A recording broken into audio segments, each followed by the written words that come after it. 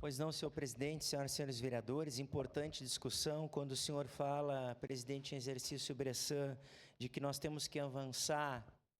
em viadutos, elevadas. Uma das pautas que nós fomos juntamente com o prefeito Adiló em Brasília, no Ministério de Infraestrutura, foi justamente levar isso, principalmente no que se refere à BR-116. Né? A gente sabe que é uma demanda antiga, que a gente precisa sim trabalhar, porque é um projeto muito macro, um orçamento volumoso, e a gente precisa trabalhar para que isso saia do papel e comece a acontecer de fato.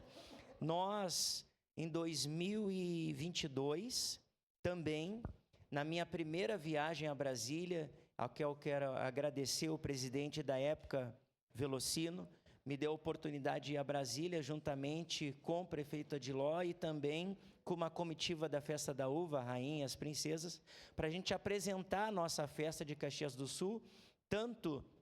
no Senado Federal, como também na Câmara Federal. E passando pelos corredores, vereador Felipe, ali, naquele exato momento, apresentando até para o presidente Lira, lá na Câmara Federal, né, e também no Senado, se eu não me engano, era o veneziano,